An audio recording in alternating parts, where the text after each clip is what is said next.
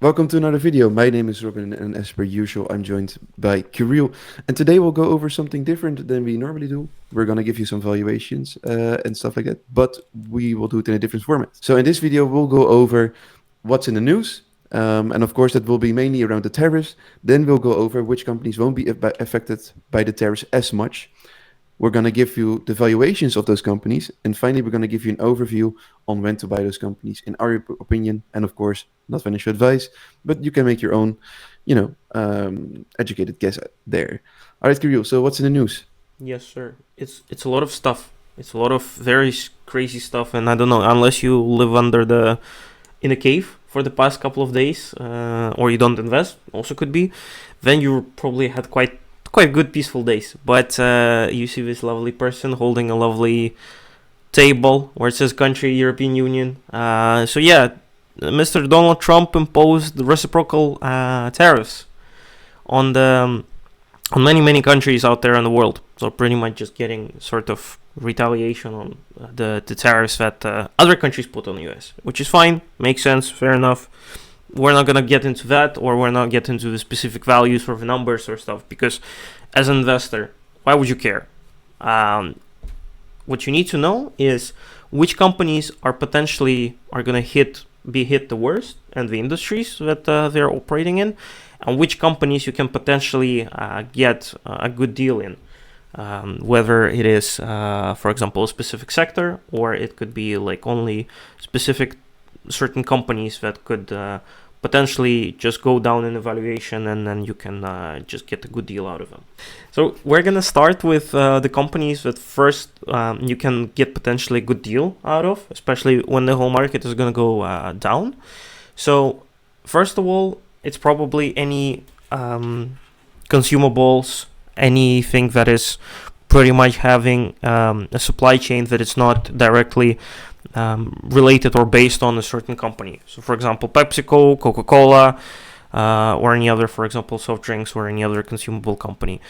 The reason being is simple, because it has quite a big presence in all the global markets. Everyone knows PepsiCo. Everyone is probably going to be keep on drinking it, regardless of if there's going to be additional tariffs. And price-wise perspective, it's not going to hit the company's products that much as the price for the can of Coke. It's not that big. It's not in thousands of dollars or euros. So potentially that would be still quite a good thing of a company to look into. Yeah, and besides, most of their manufacturing facilities are local. So PepsiCo therefore has like different plants across Europe or across the US or other parts. So that won't really be affected by the tariffs as much. And also, if you look, for example, at the competitor, which is Coke, yeah, basically the same products coming from both from the United States. So if both are gonna increase in price, people just need to take it on the chin, basically. But as I mentioned, I don't think they're gonna increase the price just because they can source their or at least have the manufacturing in countries, and they don't need to import or export. Let's say. So yeah. Kirill, shall we just jump into the valuation of PepsiCo? Yeah, and also just to highlight the fact that over the past year, the company already went down to 14%, almost 14%. So it also could be potentially a good opportunity. So yeah, as Robin said, let's dive into the valuation. So we're not gonna go into all the details of the graphs, all the margins and stuff like that. You guys can go check out our free demo access.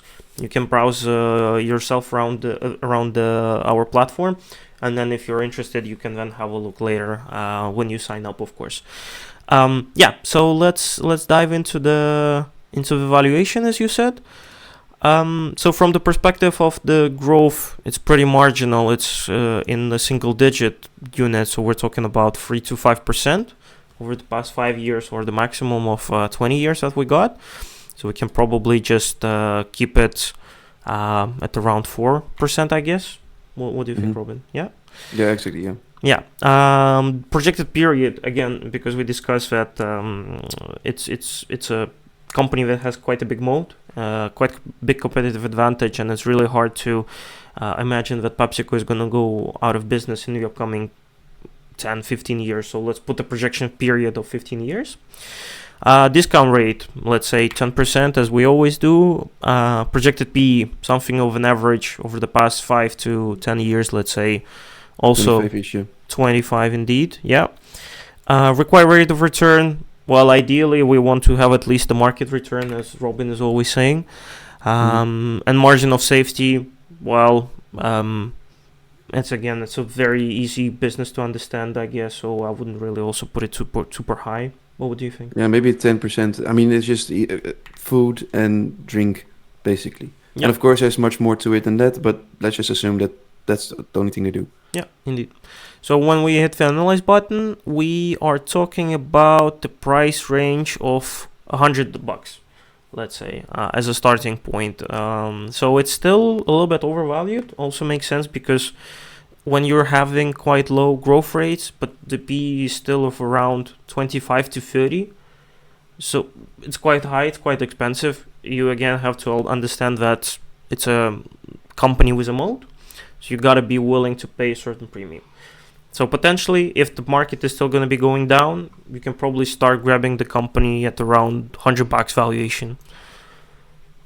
Yeah, exactly. And that's a good case that you're making. And we don't know, of course, how much is going to slide down when it comes to the price. There's still a lot of fear in the market. So this is a good, it's a good point of reference for you to start, doing your due diligence and seeing would this be a fair price, for example? Do I want to pick it up? And also, do I want to pay a premium for Pepsi because it's such a well-known brand? And then you just make the calculations and you snag it up. Kirill, shall we go into Google? Yes. And also here with Google, we think that they won't be hit with tariffs as much compared to, for example, other companies, mainly because, of course, it's a very digital company and they are such a household name. So I have a graph here and it shows that 57% of Google's revenue came from search engines, 10% from YouTube, 10% from their network, 10% from cloud services, 11% from Google Play. So the point here is these things are so ingrained in our daily lives that it's really difficult to see how this might fade away, especially, for example, Google search rate. So I think they have a really strong position here to weather the storms. And then let's see if any of the losses they had in the past weeks, whether or not it's a good time to pick up Google. Yeah, I would also say Google is a bit of a beaten up stock over past few months because it went down from $207 per share down to 147, so quite considerable drop. What also important to keep in mind, there are two sides of the coin. So what Robin said is of course it has a competitive advantage, it has a moat because everyone will still be using YouTube as a search. Android is not going to go anywhere because it has the majority of the mobile market. What you have to keep in mind though, for example, that Google still has its turmoils with ChatGPT, for example, taking over certain market share from the search. There's also troubles with, for example, the growth of its cloud services because AWS is there, you have Azure. So it has its own troubles aside from the tariffs, of course, but then again, it's still quite a firmly standing company that is not going to go anywhere in the upcoming 10 years, most likely, for sure. So what this tariff war is going to bring is probably an opportunity for you as a buyer, potential buyer of the stock, is to actually get a good deal on it. But you have to also keep in mind these potential side effects, of course, of its core businesses where it operates. Yes. So let's go to the evaluation again. So let's have a look.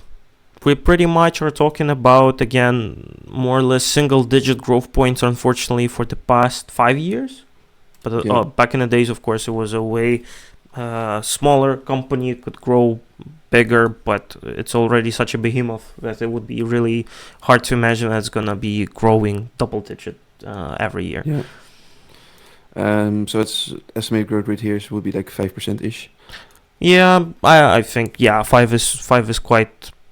It's quite okay. We can probably do that. So the P of about also 23 on average for the past 5 years.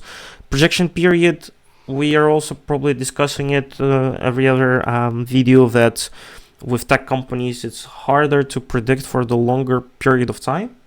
for example, in comparison to the PepsiCo. So we would say probably, yeah, Robin, correct me if I'm wrong. I'm not gonna put more than 7, No, to that's be fine. honest. Yeah, just because of all of these disruptions, for example, with ChatGPT Mm-hmm. that could happen, apart from the daily business having tariffs flying here and there when Mr. Trump is in place for the upcoming 4 years.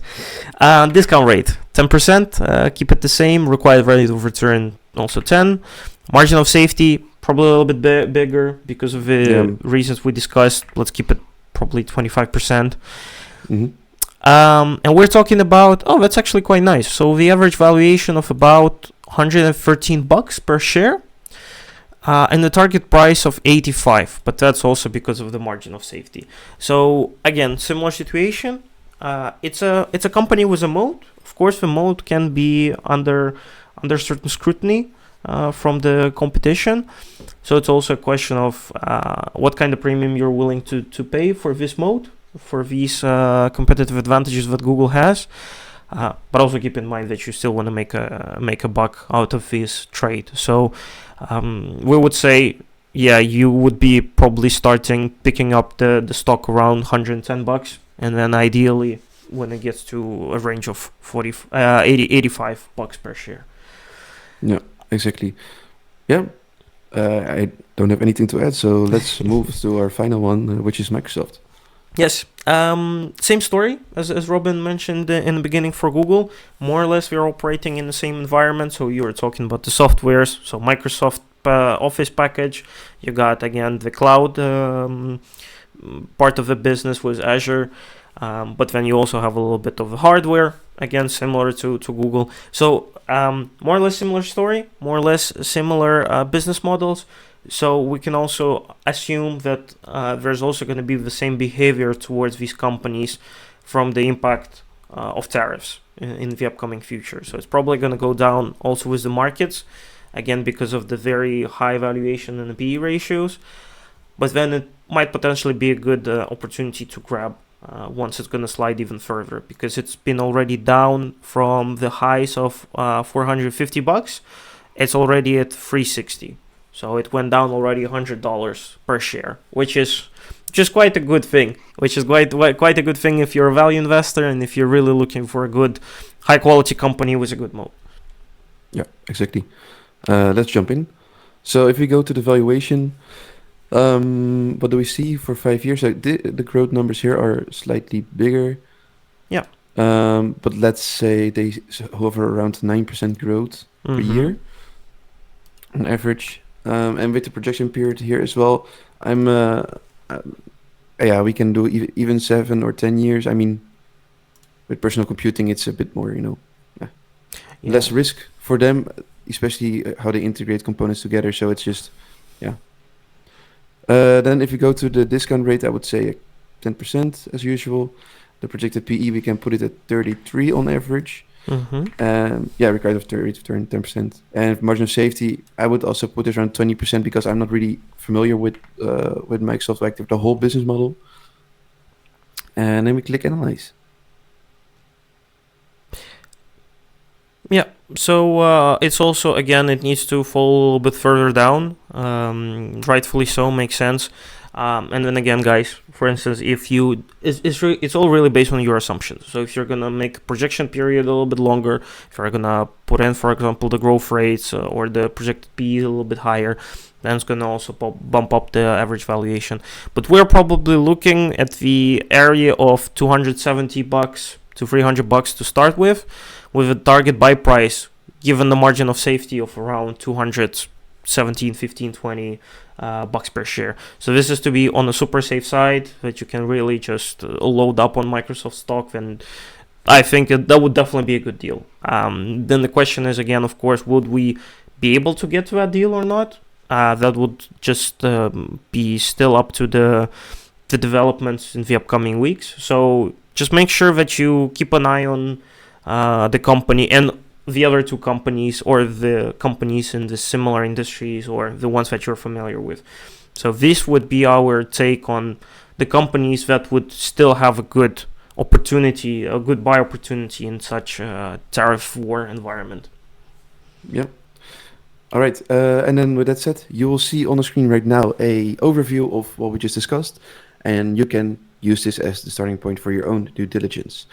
So if you want to value like us yourself, you can use our web app and you can sign up for free. You go to 930.com. You can either make a free account with which means 5 valuations that you can try out, or you can do the demo platform. There's no sign up required. You can just look around and see if this also works pretty well for you, right?